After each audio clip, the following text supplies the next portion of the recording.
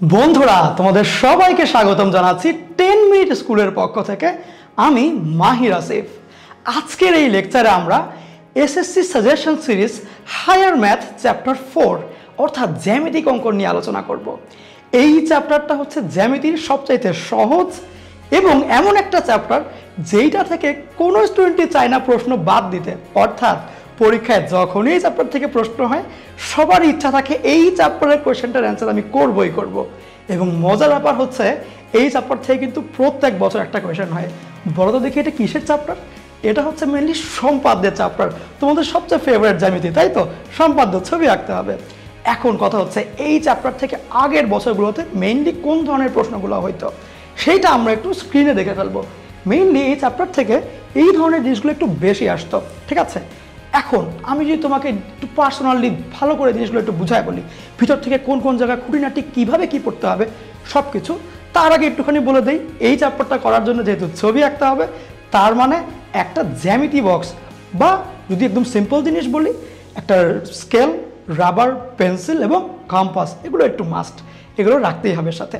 তারপরে আসি, অনেক ক্ষেত্রে যেটা হয় সবাই জাস্ট এটা একটু মুখে মুখে পড়ে টড়ে তারপরে চলে যায় পরীক্ষার হলে, বাট নাও, এই ধরনের সম্পাদ্য করার আগে একটুখানি প্র্যাকটিস কিন্তু মাস্ট।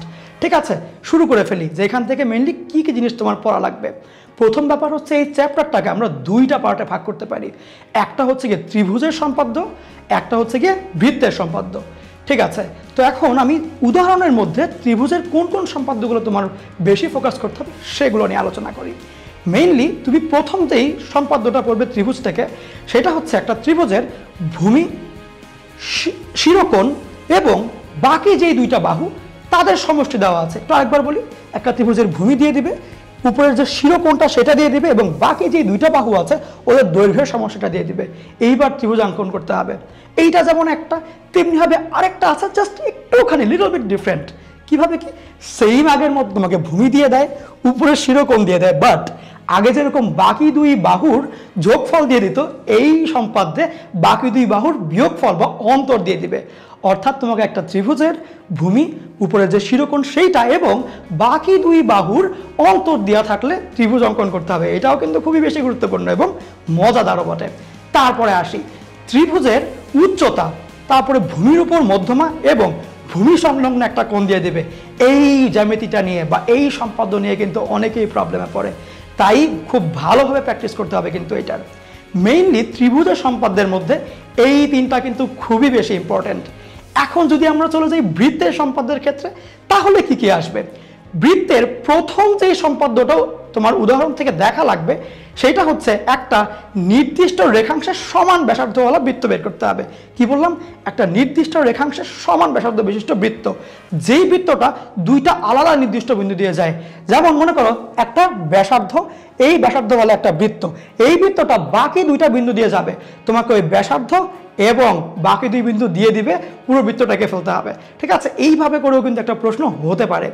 এখন আসি দ্বিতীয় যে সম্পাদ্য তোমাকে বৃত্ত থেকে জানতে হবে, সেইটা হচ্ছে গিয়ে তোমাকে এমন একটা বৃত্ত অঙ্কন করতে হবে যা আরেকটা নির্দিষ্ট বৃত্তকে নির্দিষ্ট বিন্দুতে ছেদ করে বা স্পর্শ করে এবং বৃত্তের বহিস্থ নির্দিষ্ট বিন্দু দিয়ে যাচ্ছে। তো আরেকবার বলি তোমাকে, এমন একটা বৃত্ত আঁকবা যা আরেকটা বৃত্তের নির্দিষ্ট বিন্দুতে স্পর্শ করে এবং ওই বৃত্তের বহিস্থ বাকি দুই বিন্দুর উপর দিয়ে যাবে। ঠিক আছে, এইটাও কিন্তু খুবই বেশি ইম্পর্টেন্ট এবং প্রচুর ভুল পাওয়া যায় এই সম্পাদ্যের মধ্যে। 3 নম্বর যেই সম্পাদ্যটা তোমার একটু বেশি ফোকাস রাখতে হবে সেটা হচ্ছে এমন একটা বৃত্ত অঙ্কন করতে হবে যা একটা নির্দিষ্ট সরলরেখাকে একটা নির্দিষ্ট বিন্দুতে স্পর্শ করবে। বুঝিয়ে কথা, একটা বৃত্ত, এর মধ্যে একটা সরলরেখা থাকবে, সরলরেখাকে বৃত্তটা নির্দিষ্ট বিন্দুতে স্পর্শ করবে, পাশাপাশি বৃত্তটা বাইরের আরও দুইটা বিন্দু দিয়ে যাবে। এই জ্যামিতিটাও কিন্তু খুবই বেশি ইম্পর্টেন্ট এবং প্রায় পরীক্ষায় অনেকে এটা ভুল করে আসে। এই ধরনের জ্যামিতিগুলো পারার জন্য তোমাকে বেশি বেশি প্র্যাকটিস করতে হবে, কম্পাস, খাতা, কলম, পেন্সিল সব কিছু ইউজ করে। ঠিক আছে, জাস্ট কিন্তু রিডিং পড়ে গেলে চলবে না।